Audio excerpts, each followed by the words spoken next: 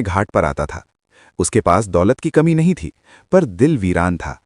विक्रम ने राधा को देखा। उसने देखा कि कैसे उस लड़की ने भूख से तड़पते हुए भी जमीन पर फेंका हुआ समोसा नहीं उठाया। विक्रम की आंखों में एक चमक आई। उसने भीड़ को चीरते हुए राधा की ओर कदम बढ़ाए। विक्रम उसके सामने जाकर खड़ा हो गया। राधा ने डरकर अपने पैर सिकोड़ लिए।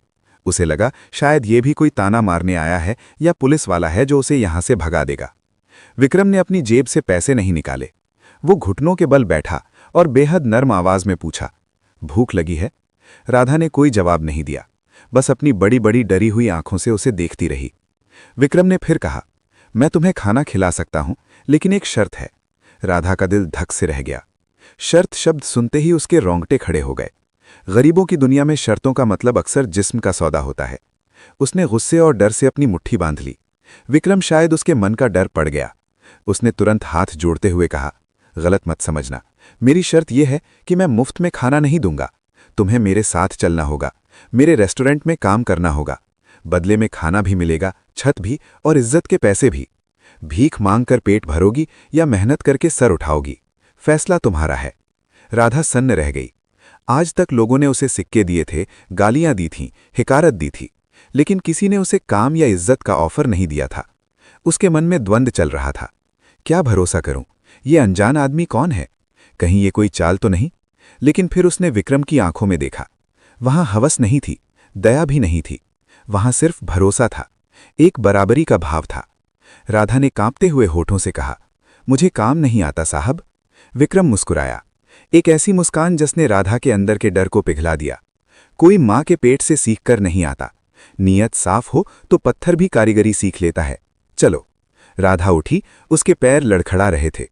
वो विक्रम की काली चमकदार कार के पास पहुंची। ड्राइवर ने नाक भौं से कोड़ी, लेकिन विक्रम ने खुद पिछली सीट का दरवाजा खोला और राधा को बैठने का इशारा किया। गाड़ी रूहानी रसोई के पिछवाड़े रुकी। ये एक पुरानी हवेली थी जिसे रेस्टोरेंट में बदला गया था। वहां मसालों की खुशबू हवा में तैर रही थी, इलायची, केसर और देसी घी की महक। विक्रम राधा को लेकर अंदर आया। वहां का स्टाफ, मैनेजर, वेटर, रसोइये सब हैरान रह गए।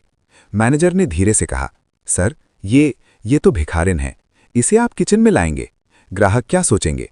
विक्रम ने कड़क आवाज में कहा, ये भिखारिन थी, अब ये हमारे परिवार का हिस्सा है। काकी, वहां की बुजुर्ग रसोइया, इसे गुसल खाने ले जाओ, इसे साफ कपड़े दो और पेट भरकर खाना खिलाओ। कल से काम शुरू होगा। उस रात राधा ने सालों बाद साबुन की खुशबू महसूस की। जब वो नहाकर काकी का दिया हुआ एक पुराना लेकिन साफ आसमानी सलवार सूट पहनकर बाहर आई तो आईने में उसने खुद को पहचाना नहीं। धूल की परतों के नीचे एक बेहद सुंदर सांवली सलोनी सूरत छिपी थी।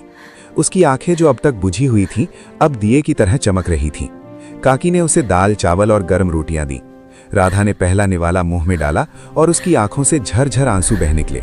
ये सिर्फ खाने का स्वाद नहीं था, ये आजादी का स्वाद था। दूर खड़ा ये सब विक्रम देख रहा था। उसके दिल को एक अजीब सा सुकून मिला जो करोड़ों की डील साइन करके भी नहीं मिलता था। शुरुआत के दिन आसान नहीं थे। स्टाफ के लोग राधा से दूरी बनाकर रखते, उसे अछूत जैसा महसूस कराया जाता। उसे बर्तन धोने का काम मिला था। राधा बिना शिकायत किए घंटों जूठे बर्तन मांजती।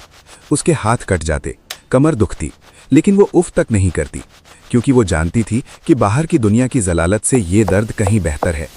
विक्रम चुपचाप उस पर नजर रखता था। एक दिन किचन में बहुत हड़बड़ी मची थी। शाम के वक्त शाही पनीर का ऑर्डर बहुत ज्यादा था। मुख्य बावर्ची